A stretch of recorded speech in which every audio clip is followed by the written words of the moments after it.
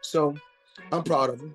I'm not really upset. Even like couldn't have an error to himself. And if you put Terence Crawford against any opponent on Floyd's resume, who do you have favorite? Terence Crawford or one of Floyd's opponents?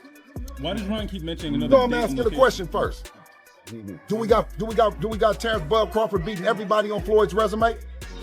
And you know, Terence Crawford continue to be great, continue to do you. Floyd Mayweather built a legacy nobody could challenge, finishing his career undefeated with 50 straight victories. For years, he controlled boxing with his defensive brilliance, massive fame, and record-breaking earnings. But things changed when Terence Crawford defeated Canelo Alvarez and became the sport's newest superstar. During a heated moment, Floyd fired back and claimed he was still superior. Fans instantly reacted because it felt like the legendary champion was finally responding to the growing belief that another fighter might now represent the future of boxing. You know, I didn't have to have 70 fights or 150 fights, 300 fights. Did I not beat the most world champions? Yes, you did. Okay. And in the least amount of fights? Yes, you did. Who got the highest gate? Floyd Mayweather. Who made the most money? You did. Who was the most accurate fighter of all time? You were. So it's basically saying that... The greatest of all time. Okay. All right. Then, Terence Crawford entered the picture, carrying the same winning mentality but representing a different generation. After defeating Canelo Alvarez, his reputation exploded. He was no longer viewed as another title holder. Fans started calling him boxing's top fighter, with some believing he could even challenge Floyd Mayweather at his peak. Who do you think wins in a fight, you or Prime Floyd? Me.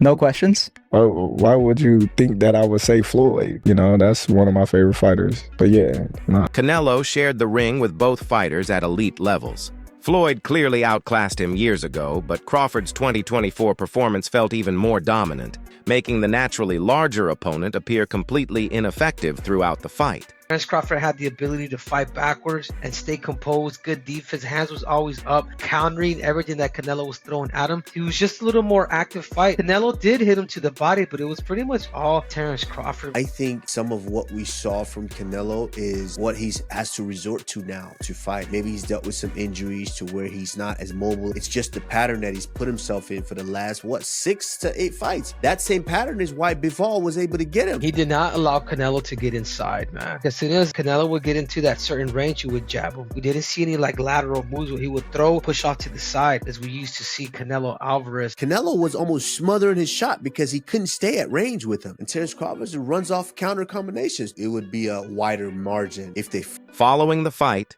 reporters asked Canelo to compare Mayweather and Crawford. Without taking time to think about it, he gave Crawford the edge as the superior fighter. And lastly for me, champ, in the world of comparisons that we live in right now, if you can, compare and contrast the fight between yourself and Floyd Mayweather Jr. and tonight's bout with Terence Bud Crawford, if you can. No, I think Crawford is way better than Floyd Mayweather. That comment sent shockwaves through boxing. Fans saw it as far more than simple praise. Since Canelo played a major role in Mayweather's legendary reputation, hearing him place Crawford above Floyd completely changed the debate surrounding both fighters' legacies. Well, also if we remember, Canelo at that time was a razor-thin decision. Floyd won, majority decision. C.J. Ross had it with what a lot of people had as a draw. And then the other two judges scored it for Floyd, of course. And that was a Floyd at the top of his game with a very green Canelo with very little experience, and he took him, into deep waters. So what was Canelo? What, 20 something? 20 what? 23, 25? Yeah, very, very young in the game, very obviously. Very young. He had more fights than Floyd, and he lost. Yeah, but man, that was 30-something years old, 36. But Floyd was clearly at the top of his career, and Canelo had fought a lot of people, but how you at the top of your career in your prime? You in your prime? You ain't in your prime when you're at 36. That's not your prime. Did he lose? 20s. I mean, your prime is in your 20s. It's different for different people. Yeah, okay. Well, so and that's why Canelo is saying what he's saying. But don't you? Want to make himself look like he did something great. Mayweather's legacy was defined by complete dominance. He retired unbeaten without ever appearing vulnerable or matched by an equal rival. But once Crawford rose to the top, many fans began questioning whether he had the skills to defeat Floyd at his absolute best. Terence Crawford couldn't have an era to himself. And if you put Terence Crawford against any opponent on Floyd's resume, who do you have favorite? Terence Crawford or one of Floyd's opponents? Why does Ron keep mentioning another? No, I'm asking the question first. Do we got Terence Bud Crawford beating everybody on Floyd's resume? As the comparisons grew louder, Floyd's attitude began shifting. He repeatedly hinted at returning, claiming he still had championship ability. Many ignored the comments until reports revealed he was discussing a legitimate professional comeback instead of another exhibition appearance. Any chance that you would take a professional bout in the future after Mike, or is that off the table? Let's own it. Let's own it. It's been talks. It's been talks. It's possible. Okay, so not totally against that possibility. No, not at all. Not at all, but we just don't know. And one name kept dominating the conversation: Terence Crawford. Floyd seemed determined to make a statement, insisting that regardless of Crawford's victories, titles, or opponents defeated, he would never reach the level of Money Mayweather or surpass his legacy. Wild, because if you look at Floyd's resume, it's much deeper than Crawford's. And Floyd was faster and he had a better defense and all that stuff. But Floyd picked and chose when he fought guys, especially once he left lightweight. He wiped out the junior lights, bring him. Lightweight, he jumps up to Jose Luis Castillo first thing. A lot of people think he lost the first fight, I didn't, but then he won the rematch. But once he left lightweight, he was careful about when he fought guys. So even though his resume is deeper with names, people remember, yeah, but he didn't want it with certain dudes at certain times. Crawford, we all witnessed, even though the resume is thin in certain ways, he wanted it with everyone the whole time. Oh, yes. That makes a difference to... Before a possible clash with Crawford could even be considered, Floyd shifted focus to another iconic figure, Mike Tyson. The boxing greats are now set to meet in an exhibition bout scheduled for next April. If you could have fought any fighter, any era, who would you have picked that you would have liked to fight the most? Floyd Mayweather. I love it. Why? Huh? You want to knock him out? Well, I would love for him. I wish he was my weight. All right, interesting answer. He's very delusional. He can't listen. If he was anywhere near that realm of Great Ali, he'd be able to take his kids to school by himself. He can't take his kid to school by himself. And he talking about he's great. Greatness is not guarding yourself from the people. Greatness is being accepted by the people.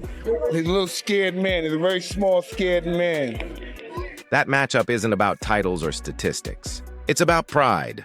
Tyson has openly said he doesn't respect Mayweather, criticizing him for arrogance and a career without enough real danger. He has also vowed to prove his point publicly and expose him on a global stage.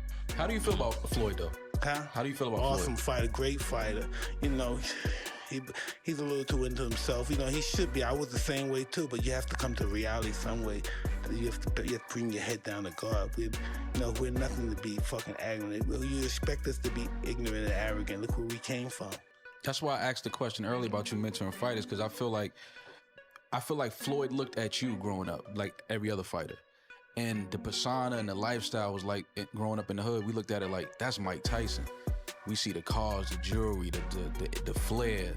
Like, you was a movie star. You was a hero. I didn't see that. But to be honest, the Floyd versus Mike Tyson matchup is already causing major debate in boxing. Many fans are calling it a spectacle rather than a serious fight, arguing it's more about money than genuine competition. Mike Tyson and Floyd Mayweather is happening. What the fuck is going on? This is where boxing is in 2025. And listen, I'm not going to complain because I understand the layout of things. We already had Jake Paul, Mike Tyson. We have Jake Paul, Gervonta Tank Davis.